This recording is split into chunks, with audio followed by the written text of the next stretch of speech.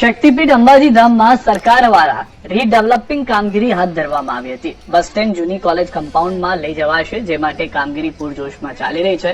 સરકાર દ્વારા નવા બસ સ્ટેન્ડ માટે જગ્યા ફાળવાશે એવું પણ ચર્ચાઈ રહ્યું છે કે નવું બસ સ્ટેન્ડ અંબાજીથી 3 કિલોમીટર દૂર બનશે, જેનો લોકો વિરોધ કરી રહ્યા છે। લોકોના મતે એસટીનું નવું બસ સ્ટેશન 3 કિલોમીટર દૂર બને તો જેટલું અમદાવાદ અંબાજીનું એસટી ભાડું થાય છે તેટલું ભાડું અંબાજીથી નવા બસ સ્ટેન્ડને પહોંચવા રિક્ષા ભાડું થશે। આ ઉપરાંત રાત્રિ દરમિયાન 3 કિલોમીટર દૂર બસ સ્ટેશને જવું ખૂબ જ અઘરું બની શકે છે। જે બસ સ્ટેન્ડ નવું બનવાનું છે એ બસ સ્ટેન્ડ જે ચીખલા અહીંથી અંબાજીથી 3 કિલોમીટર થાય, એનું ભાડું ગણીએ તો અમદાવાદથી અંબાજી જઈએ તો રિક્ષા ભાડું લે, સાથે સાથે પાછું આદિજાતિ ઇલાકો છે એટલે સુરક્ષાની દ્રષ્ટિએ પણ એ અનુકૂળ ન હોય। ખરેખર તો જૂની કોટેજ હોસ્પિટલમાં એ સરકાર છે પહેલા ઠેરવ્યું હતું, ખરાબ કરેલો હતો કે અહીંયા બસ સ્ટેન્ડ બનવું એ અંબાજી પોલીસ સ્ટેશનની સામે છે, સુરક્ષા અને ઓછા ખર્ચે યાત્રિકોને સુવિધા મળી રહી છે।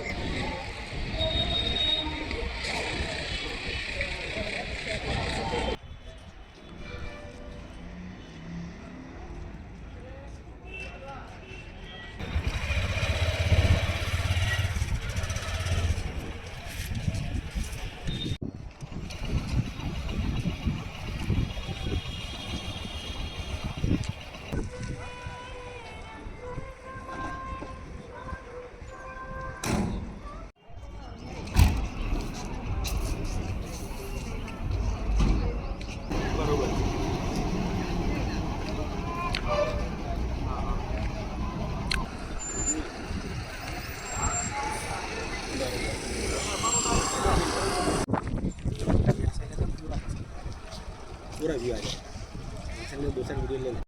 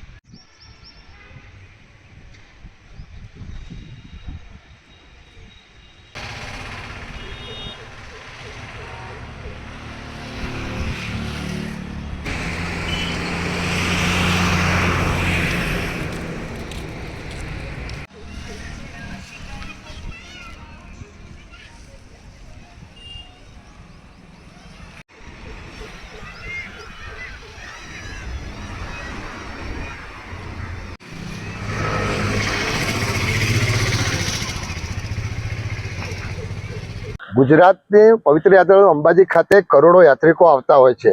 આ યાત્રિકોને અવર જવર માટે સુવિધા માટે જે બસ સ્ટેન્ડનું આયોજન થઈ રહ્યું છે, આ બસ સ્ટેન્ડનું આયોજન અહીંથી ચીખલા ગામે 3 કિલોમીટર દૂર આવેલું છે।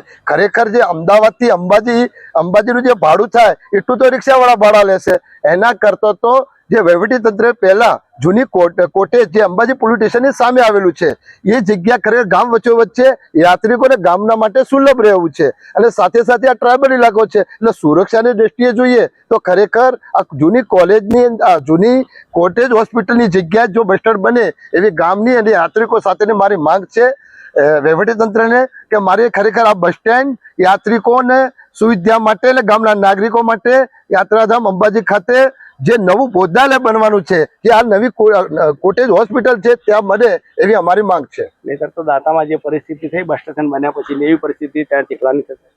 એટલે કે ઘણા વર્ષો પહેલા દાતા તાલુકાની અંદર પણ એક દાતાની અંદર એક બસ સ્ટેન્ડ બન્યું હતું, આપ સૌ લોકો જાણતા હશો। એ બસ સ્ટેન્ડ હાલ ખંડેર હાલતમાં પડ્યું છે।